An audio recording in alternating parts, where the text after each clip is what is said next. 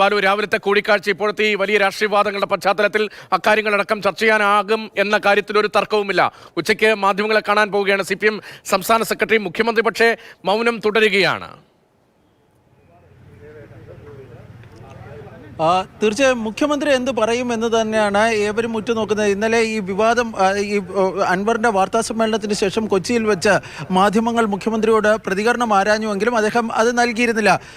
തുടർന്ന് രാത്രി വളരെ വൈകിയാണ് അദ്ദേഹം ഡൽഹിയിലെത്തിയത്. അതിനുശേഷം ഈ ഡൽഹിയിലെ കൊച്ചിൻ ഹൗസിലെ VIP സ്യൂട്ടായ വേമ്പനാടിലാണ് നിലവിൽ മുഖ്യമന്ത്രി പിണറായി വിജയൻ ഉള്ളത്. അദ്ദേഹം 11 മണിക്ക് പോളിറ്റ് ബ്യൂറോ യോഗം ആരംഭിക്കുന്നതായിരിക്കും. ആ പോളിറ്റ് ബ്യൂറോ യോഗത്തിൽ പങ്കെടുക്കുന്നതിനായി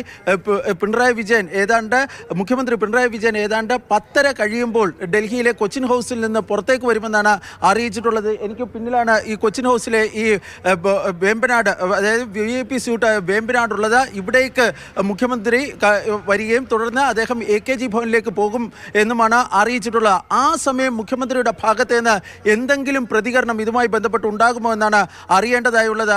പതിവ് പോലെ സാധാരണഗതിയിൽ മുഖ്യമന്ത്രിക്ക് ഏതെങ്കിലും തരത്തിലുള്ള പ്രതികരണവും മറ്റും നടത്തണമെങ്കിൽ അദ്ദേഹം വാർത്താ സമ്മേളനം വിളിച്ചു ചേർത്താണ് അത് നടത്താറുള്ളത്.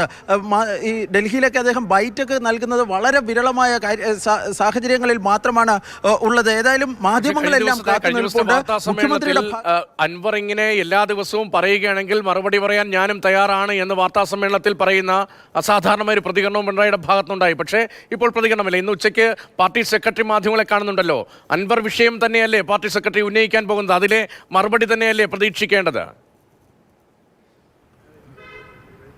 തീർച്ചയായും അത് രാവിലെ പാർട്ടി സെക്രട്ടറി തന്നെ വ്യക്തമാക്കിയിരുന്നു. രാവിലെ party secretary MV Govindan Cochin ഹൗസിലെ മുഖ്യമന്ത്രിയുടെ മുറിയിലെത്തി കൂടിക്കാഴ്ച നടത്തിയിരുന്നു. ഏതാണ്ട് 10 മിനിറ്റാണ് ആ കൂടിക്കാഴ്ച നീണ്ടു നിന്നത്. അതിനുശേഷം നമ്മൾ അദ്ദേഹത്തോട് ഇതുമായി ബന്ധപ്പെട്ട അൻവർ വിഷയത്തിലുള്ള പ്രതികരണം തേടിയിരുന്നു.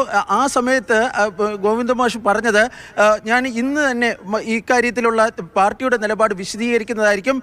ഉച്ചയ്ക്ക് 2:30 ഡൽഹിയിലെ കേരള ഹൗസിലെ കോൺഫറൻസ് ഹാളിൽ അദ്ദേഹം വാർത്താ സമ്മേളനം വിളിച്ചു ചേർത്തിട്ടുണ്ട്. സാധാരണഗതിയിൽ MV ഗോവിന്ദ മാഷ് ഇങ്ങനെ ഈ പാർട്ടി സെക്രട്ടറി ആയതിനു ശേഷം അദ്ദേഹം ഡൽഹിയിൽ വാർത്താ സമ്മേളനം വിളിച്ചു ചേർത്തിട്ടില്ല. ഏതെങ്കിലും കാര്യത്തിൽ പ്രതികരിക്കണമെങ്കിൽ ഒരു ബൈറ്റൊക്കെയാണ് നൽകുന്നത്. പക്ഷേ ഇന്ന് വിശദമായ ഇക്കാര്യങ്ങളിൽ പ്രതികരിക്കുന്നതിനാണ് 2:30 ഈ വാർത്താ സമ്മേളനം വിളിച്ചു ചേർത്തിരിക്കുന്നത്.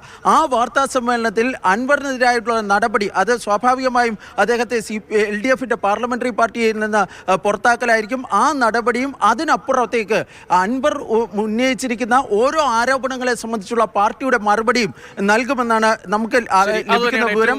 ഇനി അൻവറിന്റെ നടപടി, LDFന്റെ നടപടി സ്വീകരിക്കില്ലെന്നതിനപ്പുറത്ത് അൻവർ മുന്നോട്ട് വെച്ച ആരോപണങ്ങളിൽ, സർക്കാരിനെതിരെ വച്ചിരിക്കുന്ന ഗുരുതരമായ ആരോപണങ്ങൾ, മുഖ്യമന്ത്രിക്കെതിരായ ഗുരുതരമായ ആരോപണങ്ങളിൽ എന്താണ് പാർട്ടിക്ക് പറയാനുള്ളത് എന്നതാണ് ഏറ്റവും പ്രധാനമായി മാറുന്നത്.